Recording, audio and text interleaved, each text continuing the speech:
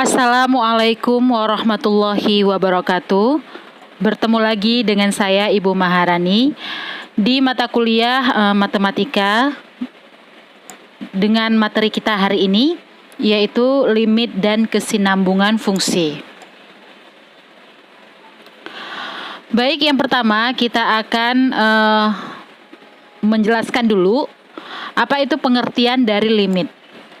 Limit menggambarkan seberapa jauh sebuah fungsi akan berkembang apabila variabel di dalam fungsi yang bersangkutan terus-menerus berkembang mendekati suatu nilai tertentu.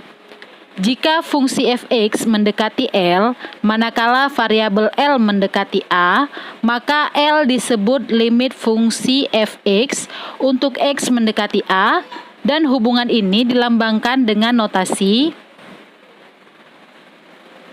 limit f(x) ya untuk x mendekati A adalah L ya. Seperti yang bisa kalian baca di bawah ya.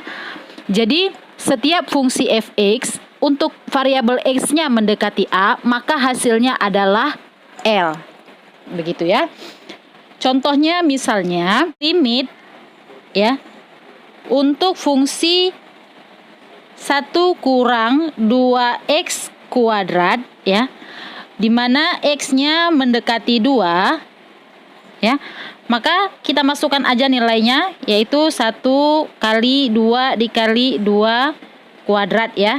Hasilnya adalah 2 kali 2 4, 4 kali 2 8, 1 dikurang 8 min 7. Nah, artinya limit 1 kurang 2x kuadrat untuk x mendekati 2 hasilnya adalah min 7. Dan ketika x-nya ini dikembangkan, apakah itu nanti bertambah ataukah berkurang ya, maka dia akan mendekati min 7. Dan itu disebut dengan limit kiri dan juga limit kanan. Untuk lebih jelasnya kita lanjut ke slide berikutnya.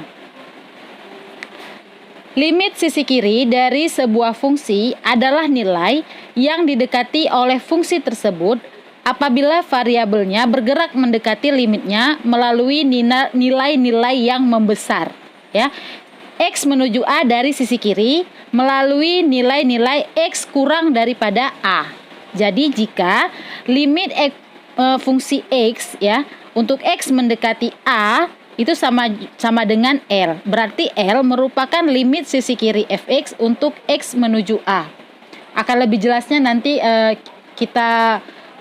Ibu jelaskan dengan contohnya ya. Ini kita baca dulu definisinya. Nah, sementara sisi kanan dari sebuah fungsi adalah nilai yang didekati oleh fungsi tersebut apabila variabelnya mendekati limitnya melalui nilai-nilai yang mengecil ya. Untuk X menuju A dari sisi kanan melalui nilai-nilai X lebih besar daripada dari A ya.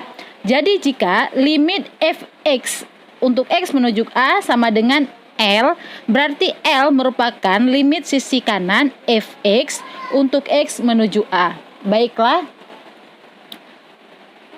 Nah, limit sebuah fungsi dikatakan ada jika dan hanya jika limit sisi kiri dan limit sisi kanannya ada serta sama. Ya.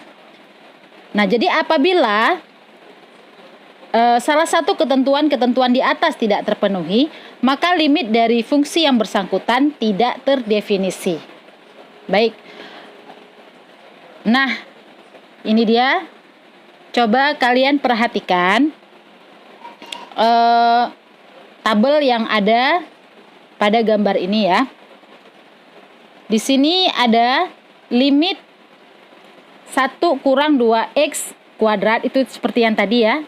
Ibu kasih contoh, untuk X-nya menuju 2 itu sama dengan min 7. Terdefinisi. Mengapa demikian? Karena dia memenuhi limit sisi kiri dan sisi kanannya. Nah, coba kalian lihat tabel di bawah ini. Ya.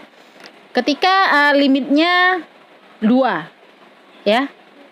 Misal ini 2 dia. Maka L-nya adalah hasil dari penjumlahan variabelnya tadi ya, setelah kita masukkan angka 2 itu adalah mendekati min 7. Ya. Jadi dari tabel di sini kita lihat kalau X-nya 3,5 maka hasil fungsinya atau L-nya adalah min 23,5. Jika 3,1 maka min 18,22 dan seterusnya sampai dengan 2,05. Ini dia L-nya min 7,405. Dari sini kita dapat mengambil kesimpulan. Apa kesimpulannya? Nah, ketika nilai X-nya mendekati angka 2 ya, mulai dari angka yang terbesar ya, maka L-nya menjadi min 7, itu disebut dengan limit kanan. Namun ketika nilai X-nya mendekati angka 2 dari nilai yang kecil ya, atau lebih kecil daripada angka 2, itu disebut dengan limit kiri, sehingga hasilnya juga L-nya adalah min 7 ya. Jadi ketika sebuah fungsi memenuhi limit kiri dan limit kanan, maka dapat dikatakan limit fungsi tersebut adalah terdefinisi. Selanjutnya kita akan menuju kaidah-kaidah limit. Bagi yang pertama, jika jika fungsi y yaitu fx sama dengan x pangkat n dan n-nya lebih besar daripada 0 ya, maka limit x pangkat n di mana x menuju a itu sama juga dengan a pangkat n. Ya, contohnya seperti ini. Limit x pangkat 3 untuk x menuju 2 sama dengan X-nya diganti aja deh dengan angka 2 ya, karena X menuju 2. 2 pangkat 3 adalah 8. Gampang ya. Baik, yang kedua, limit dari suatu konstanta adalah konstanta itu sendiri ya. Konstanta itu artinya angka tunggal yang nggak ada variabelnya gitu ya. Jadi ya dia sendiri jadinya dong ya. Misalnya kalian bisa lihat di tulisan ini, limit K untuk X menuju A sama dengan K ya. Jadi limit 3 untuk X menuju 2 ya sama juga dengan 3. Karena apa? Nggak ada variabel X di dalamnya yang bisa kita masukkan angkanya, angka si limitnya tadi ya. Baik, selanjutnya limit dari suatu penjumlahan atau pengurangan bisa juga fungsi adalah jumlah selisih dari limit fungsi-fungsinya.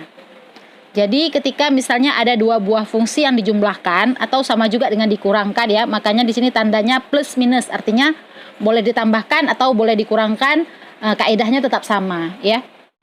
Limit fx ditambah gx untuk x mendekati A itu sama juga dengan limit fx untuk x mendekati A ditambah limit gx untuk x mendekati A ya. Jadi x mendekati A-nya nih berlaku untuk kedua fungsi ini ya.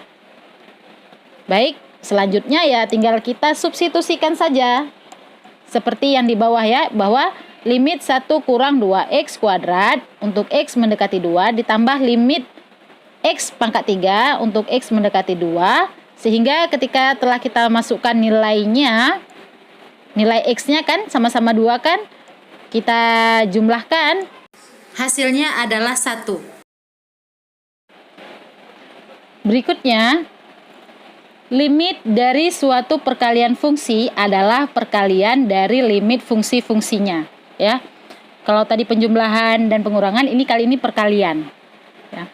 Jadi limit fx kali gx untuk x mendekati A, ya udah kita masukin aja misalnya ada ini apa persamaannya ya, yaitu atau fungsinya ya, yaitu 1 kurang 2x kuadrat dikali fungsi x pangkat 3 untuk x-nya mendekati 2 ya. Jadi kita masukkan aja nilai X-nya berapa, lalu kita jumlahkan atau kita kalikan. Nah, hasilnya ini dia limit 1 kurang 2X pangkat 2. Setelah kita masukkan X-nya 2, hasilnya adalah min 7. Dan X pangkat min 3 artinya 2 pangkat. Dan X pangkat 3 artinya 2 pangkat 3 ya. Dapatnya 8. Sehingga min 7 kali 8 adalah min 56. Baik, selanjutnya nomor 5. Limit dari suatu pembagian fungsi adalah pembagian limit fungsi-fungsinya. Dengan syarat limit fungsi pembaginya tidak sama dengan 0. Ya. Jadi limit fx bagi gx ya, untuk x mendekati a, si gx-nya ini tidak boleh 0. Ya.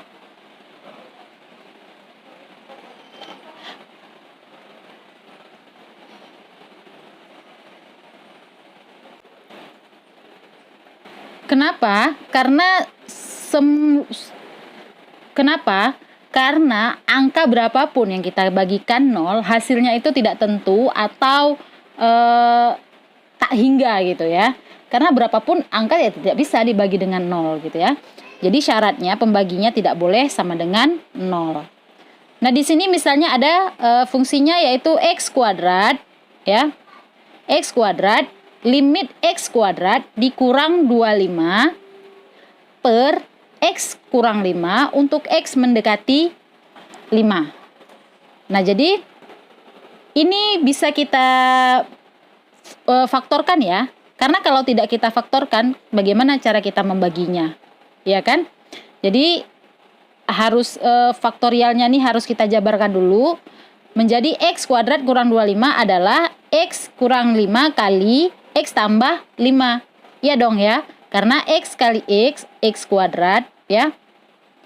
Dan x gini ya. X kali x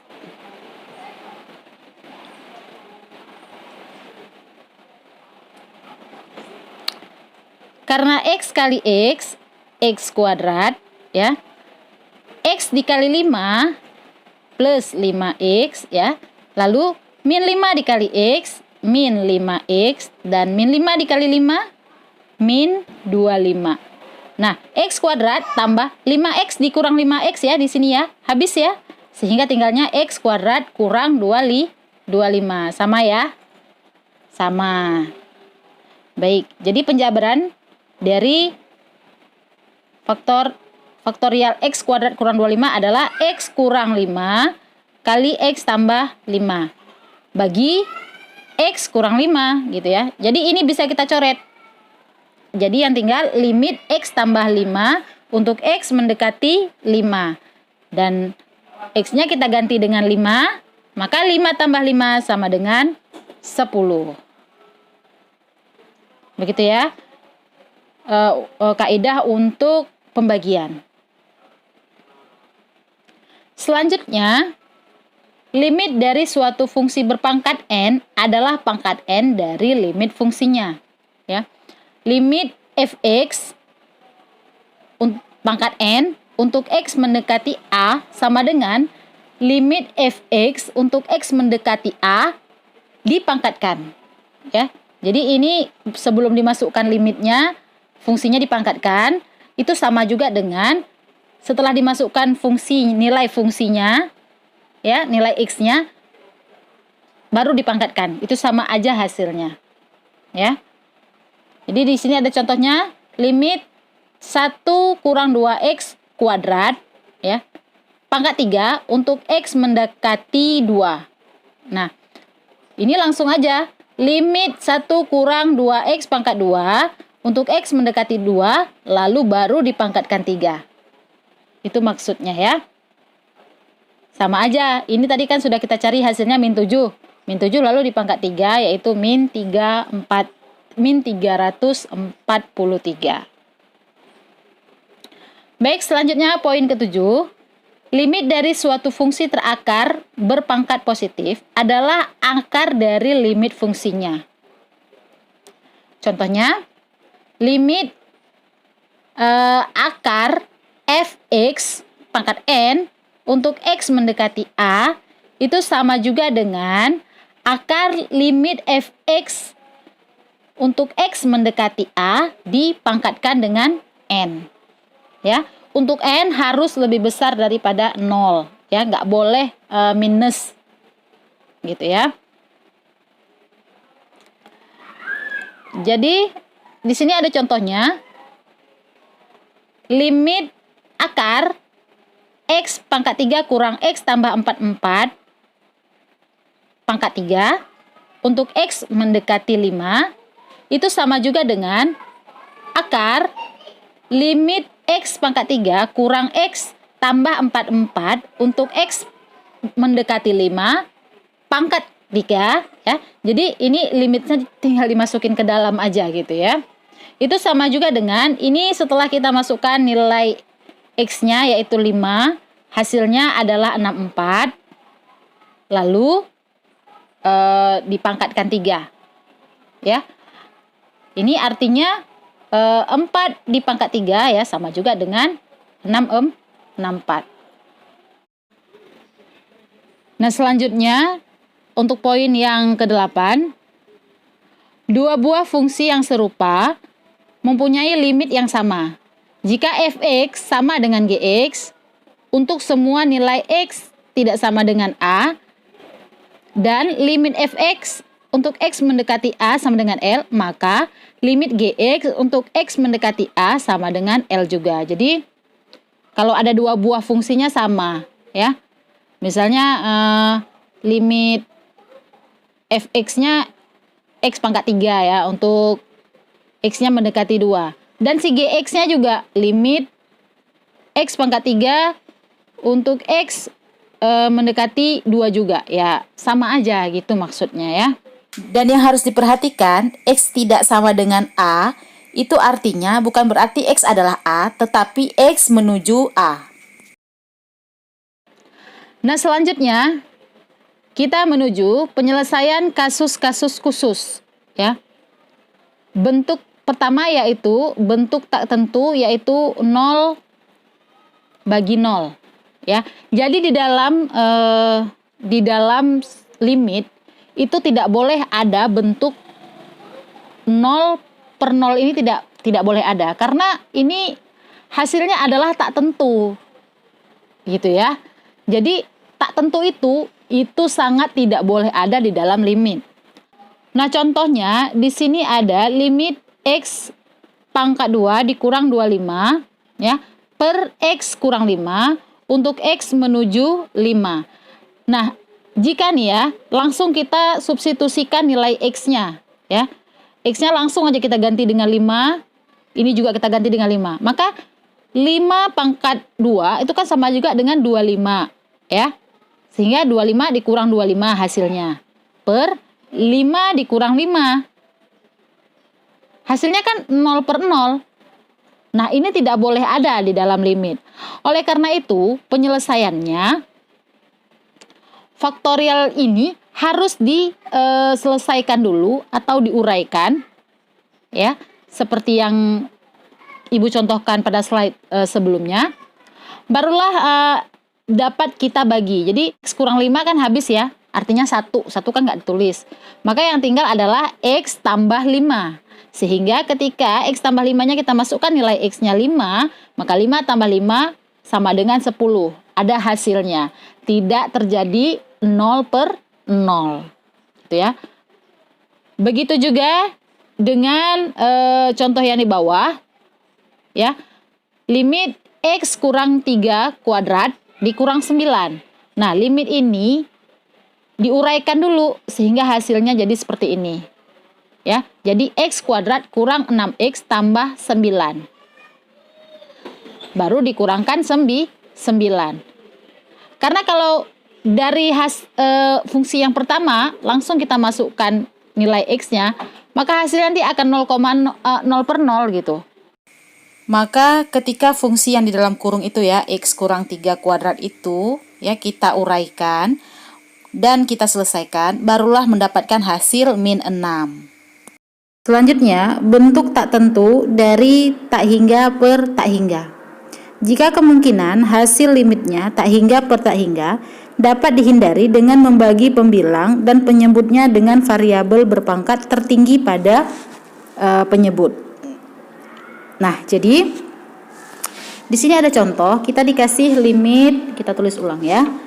Limit 4x pangkat 5 ya, tambah x pangkat 2 per 3x pangkat 6 tambah 7x pangkat 3 ya, untuk x menuju tak hingga. Nah, kalau tak hingga ini langsung kita substitusikan pada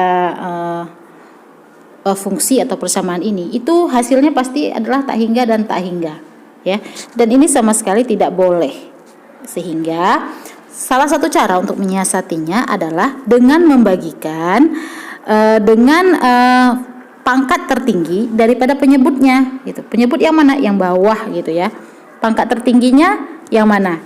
Yang x pangkat 6 ya.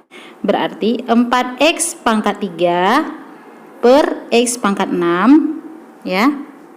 Per x pangkat 6 ya, ini di atasnya.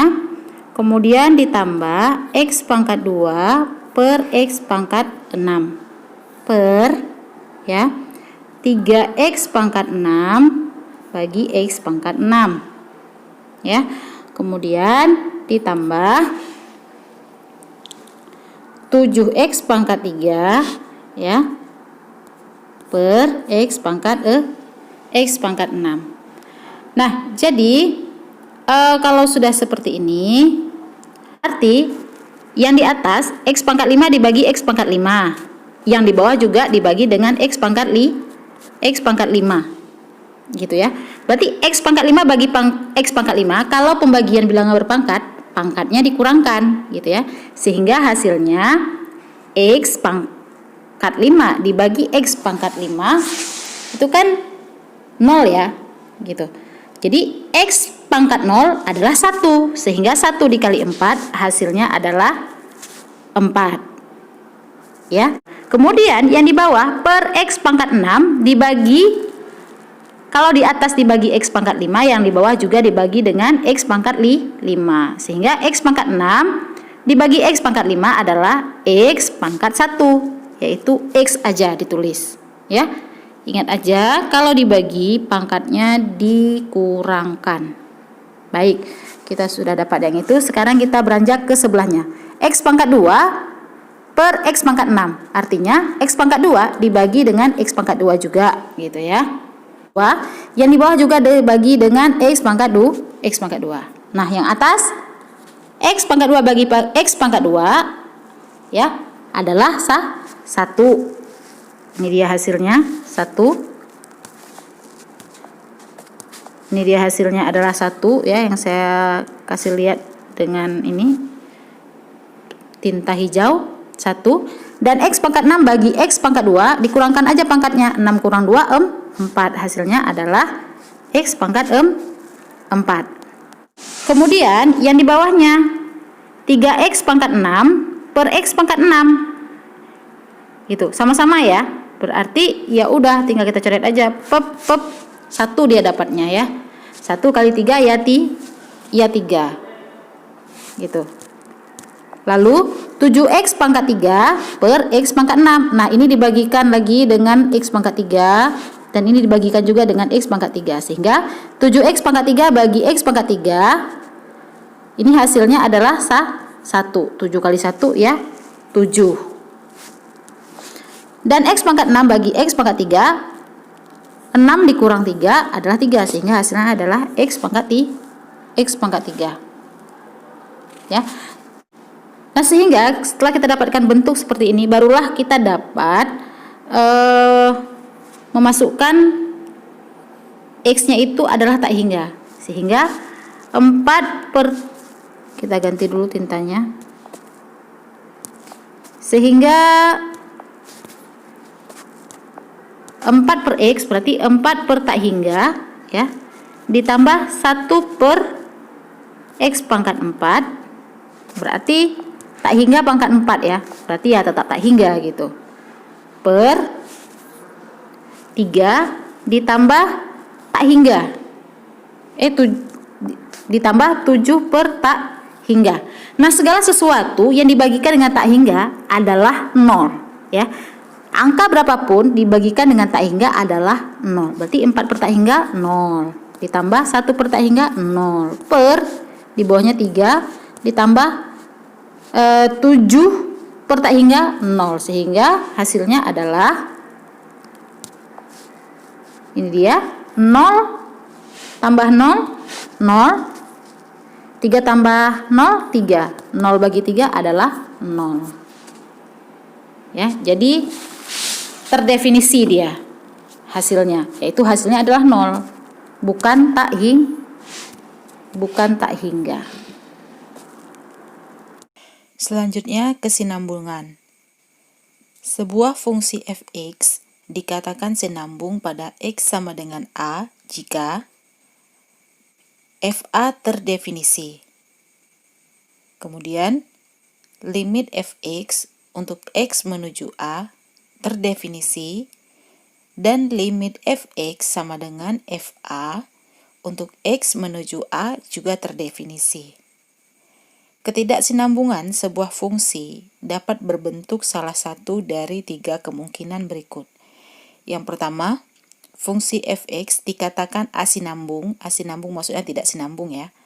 Tak berhingga pada x sama dengan a jika fa dan limit f(x) untuk x menuju a adalah tidak terdefinisi.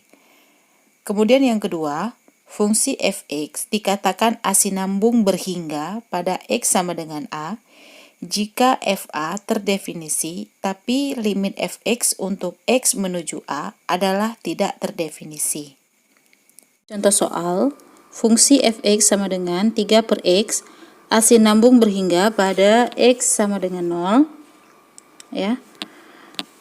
Sebab f(x) terdefinisi tapi berubah secara drastis pada x sama dengan 0 karena limit f(x) untuk x menuju 0 tidak terdefinisi. Jadi kita tahu ada fungsi yang x-nya adalah 0 gitu, ya. Maka 3 per x itu sama juga dengan 3 bagi 0, ya. Segala sesuatu yang dibagikan dengan 0 itu pasti adalah tak berhingga. Jadi fungsi ini tidak terdefinisi pada x sama dengan 0. Begitu pula pada limit x menuju 0.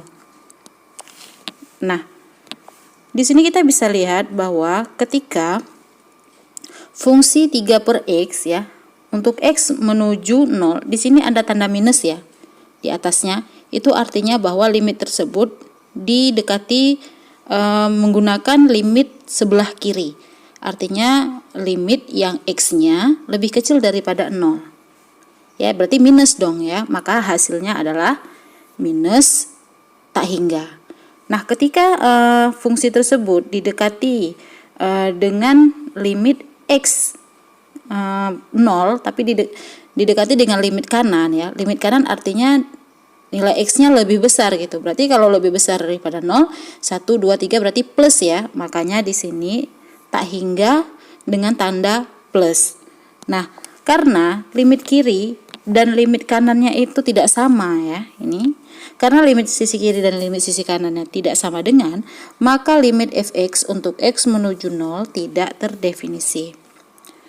Nah, kalian bisa lihat pada tabel di bawah ini adalah tabel ketika limit 3 per x untuk x menuju 0 itu didekati melalui limit kiri dan limit kanan, ya. Limit kiri dimulai dari yang negatif gitu, ya. Yang terkecil adalah min 3. Ketika x-nya min 3, maka f(x) alias 3 per x alias 3 dibagi min 3, maka hasilnya adalah min 1.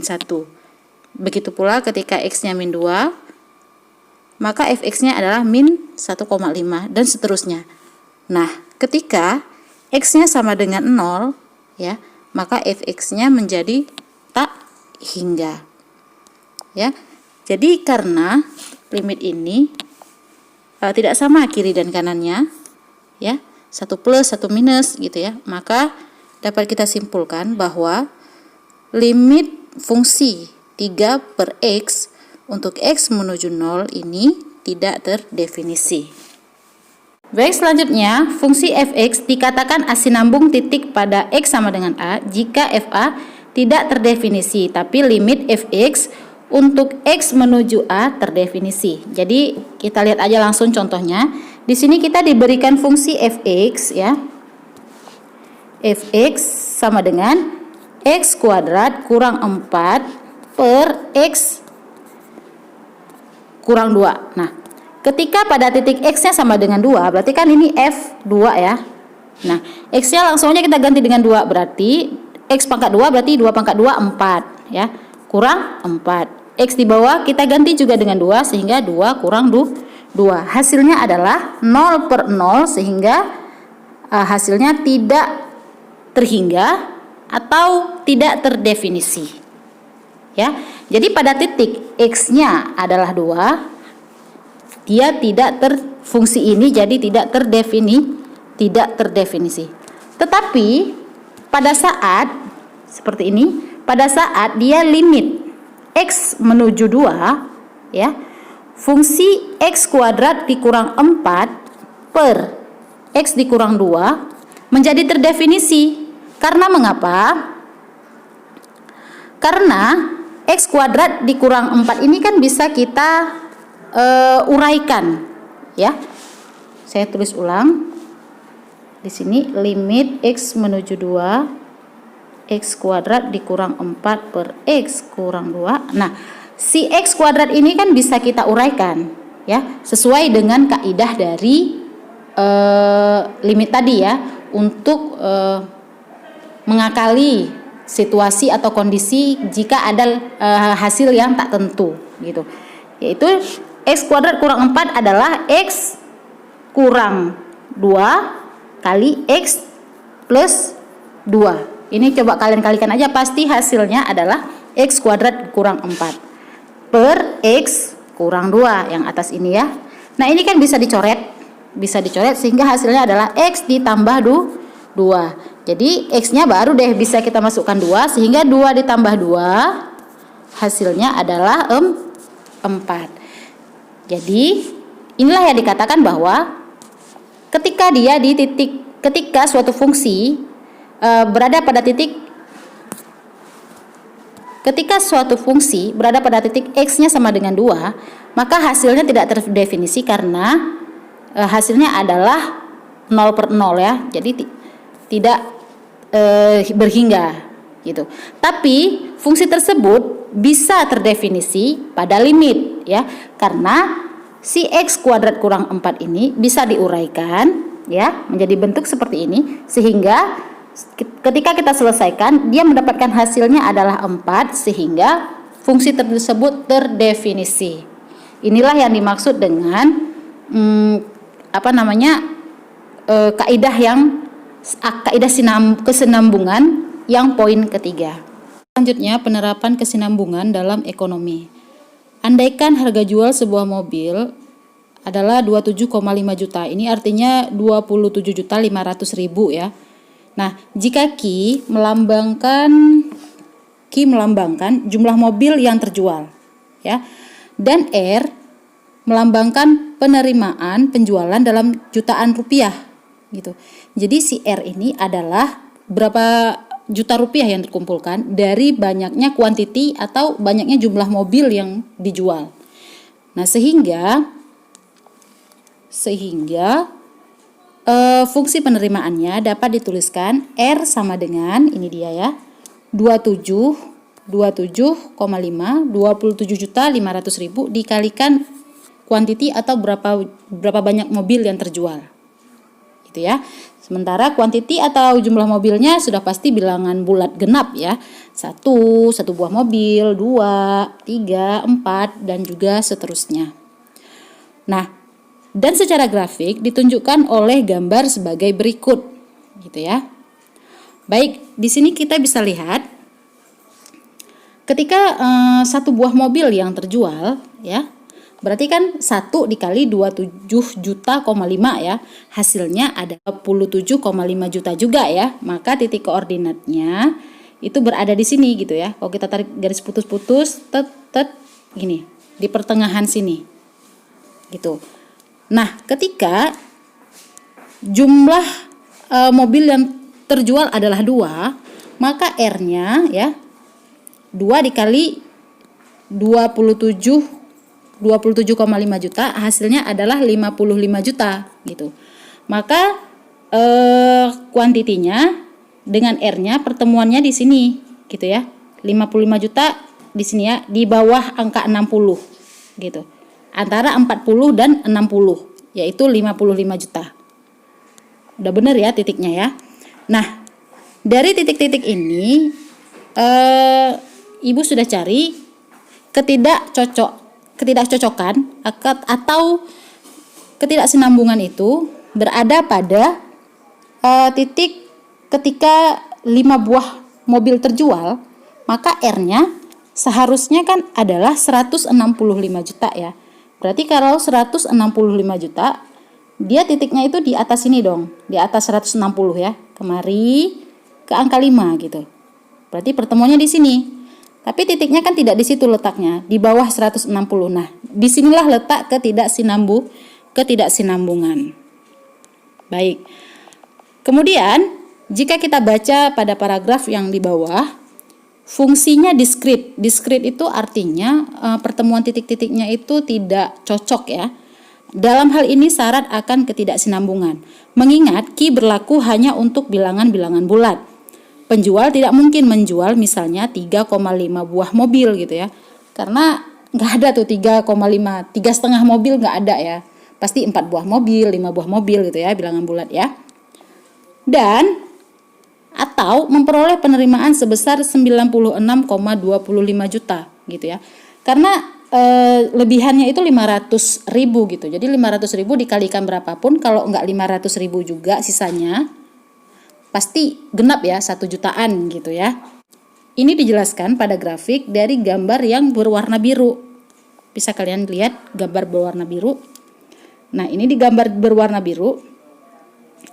Ketika mobil yang terjual adalah, ini gambarnya kurang, maksudnya kalau diperbesar mungkin akan lebih kelihatan. Tapi kita lihat saja yang ini aja ya, yang lebih nampak gitu. Kenapa ini bisa mereng gitu ya.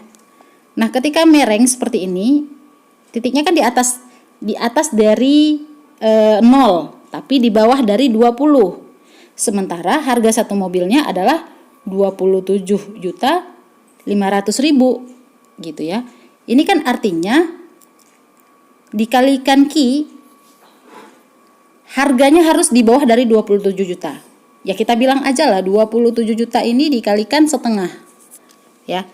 Itu kan 13,200 berapa gitu ya, 250 juta gitu misalnya ya. Itu kan artinya ya, yang dijual adalah 1,2. Mungkin kita menjual mobil satuannya setengah gitu.